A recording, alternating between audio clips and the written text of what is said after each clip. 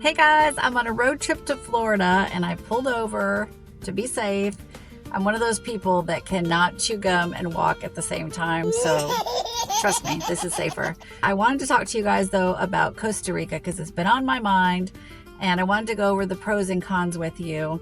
It was ranked number 2 this year on the International Living Guide of the top 10 list of places to retire internationally.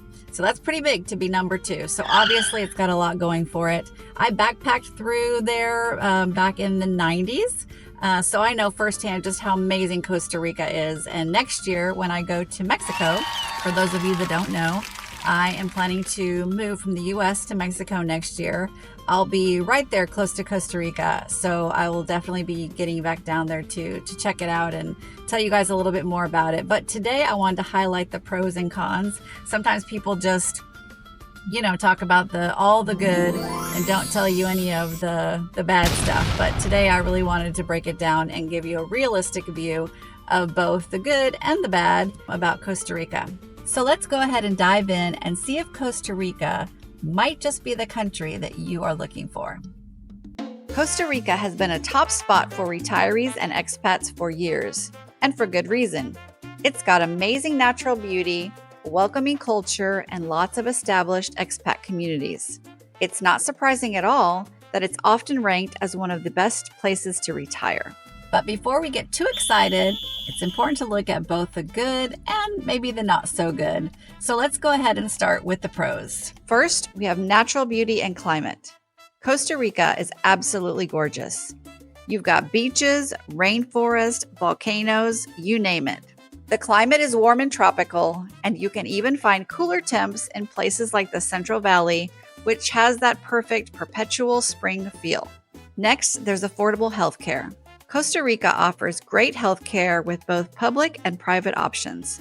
Expats can join the government-run healthcare system called the Caja for a low monthly fee.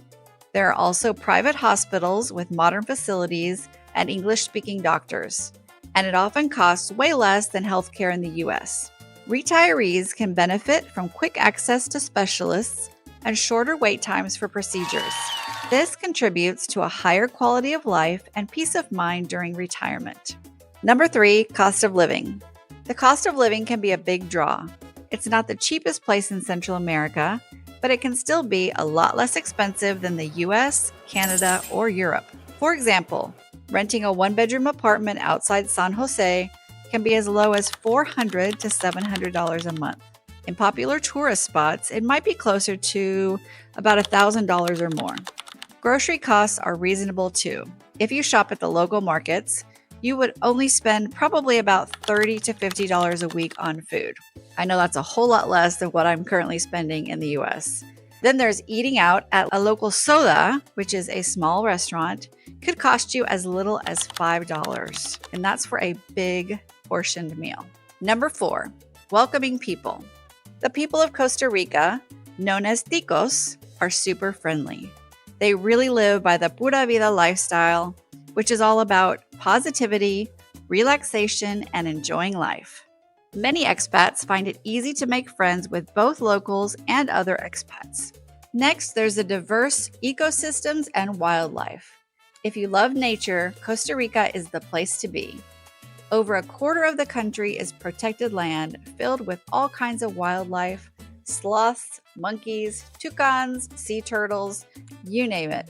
It's perfect for hiking, bird watching, and exploring the outdoors. So if you love the outdoors, you will love Costa Rica. Another really great thing that Costa Rica has is wheelchair accessible beaches. Costa Rica is making great strides in accessibility, not just at the beaches, but other places as well. But at some beaches, like those in Jaco and Tamarindo, they have wheelchairs designed for the sand and accessible pathways, which is fantastic for retirees with mobility issues. Then there's the expat communities. There are strong expat communities in places like the Central Valley, the Pacific Coast, and the Southern Zone. This makes the transition easier and provides an instant support network. Number 8, stable government and safety. Costa Rica is one of the safest countries in Latin America. It has no army, focuses on education and healthcare, and offers a pretty laid-back lifestyle. Next, let's take a look at the residency options. Costa Rica makes it pretty easy for retirees to move there. They also have a pensionado program, and for those of you that may have seen my video on Panama, Panama has a similar program as well, which is amazing. The one in Costa Rica only requires proof of $1,000 a month in retirement income. That's pretty manageable for a lot of folks. Number 10 on our list of pros is an active lifestyle. There's so much to do, as you can imagine, with the warm weather and just the whole tropical environment. But whether it's yoga on the beach, hiking through rainforests, or just enjoying fresh fruits from the market, Costa Rica offers a healthy and active lifestyle that's hard to beat. And now let's talk about some of the cons of retiring in Costa Rica. First, there's the cost of living in certain areas. While living costs can be low, it really does depend on where you are at. If you choose a popular spot like Tamarindo or Escazú, you might find prices comparable to back home. Things like dining out, buying imported goods, and real estate can add up fast. Then there's the bureaucracy, I can't say that word. Then there's the bureaucracy and red tape. Paperwork can be a bit of a hassle. Whether you're applying for residency, opening a bank account, or setting up utilities, it often requires a lot of patience. And I would say, from my experience, that is true of pretty much any country in Central or South America. So that's not just Costa Rica, just something of kind of how things happen. People just are used to waiting in line for long periods of time. And, other countries, I know here in America, we expect things to just be, done with the drop of a hat. And it's not that way over there. So that's one of the things that I think for a lot of people requires a little bit of getting used to. So heads up on that one. Next is the language barrier. While many people in Costa Rica speak English in the expat areas, Spanish, of course, is the main language. Learning some Spanish can really help make day-to-day life easier and more enjoyable for you. There's a lot of great programs out there. I'll list some down below. I can think of a couple off the top of my head. Rosetta Stone. What is the one my sister just did? Oh, Duolingo. Duolingo is the one that she just took before she went to Turkey, and it helped her out a lot. So there's a lot of great online programs. And then also, Costa Rica is actually also really well known for having great language programs within the country. So I know a lot of people going to other countries. For example, when we lived in Colombia, I can think of a number of American families that went to Costa Rica first for language study before they were sent to Colombia. So there's a lot of great schools in Costa Rica that you can also do immersion, I don't know what it's called exactly, but on-site training, and even sometimes the opportunity of living with a local family to really get immersed or something along those lines. Next is the infrastructure and roads. Costa Rica's infrastructure is improving, but in some rural areas, the roads can be a bit rough, especially during the rainy season. You'll want to be prepared for that if you're planning to live outside the city. Next is healthcare accessibility. Healthcare in the big cities is good, as we talked about before, but if you're in a remote area, you might need to travel to San Jose or another major city for specialized care. The care might cost a fraction of what it does in the United States, for example, but you might also discover that trying to see your doctor is an all-day event. Then there's the rising crime levels. While Costa Rica is still one of the safest countries in Latin America, crime levels have been rising. It's mostly petty theft and opportunistic crimes that can happen, so staying aware of your surroundings is important.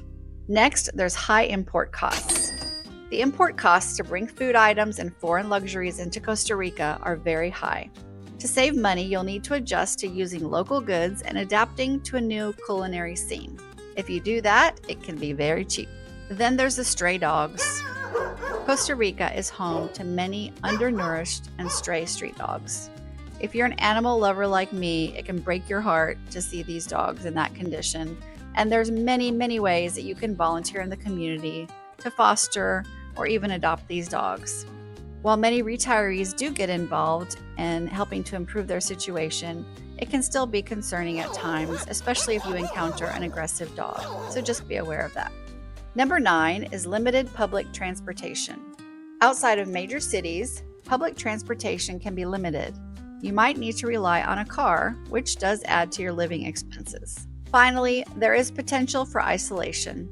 If you choose to live in a remote area, you could feel isolated, especially if you don't speak Spanish well or don't actively engage with the local or expat communities. So really look into the area you're moving in and have a plan in advance of how you're going to get involved in the community, how you're going to learn the language, what you're going to do to volunteer. Think about that. That can happen anywhere you live, isolation, but particularly when you move to a foreign country. So if you plan in advance in different ways that you can get involved and hopefully connect with some expats even before you get down there, for example, it will really make a big difference in your mental health. So, final thoughts. You've seen the pros and the cons. Do you think it's worth it? I certainly do.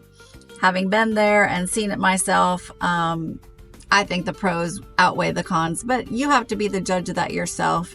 And I think any place that you are planning to or thinking about, retiring or living for a long period of time, even the option of slow traveling through, if you can afford it, if you can do it, I think it's a really good idea to go visit a place beforehand and really check it out, because you can only see so much through videos like these and others, but really having your own boots on the ground and checking it out for yourself, you will see it through a completely different lens. So guys, it's time for me to get back on the road, but it was fun taking a break and talking to you about Costa Rica.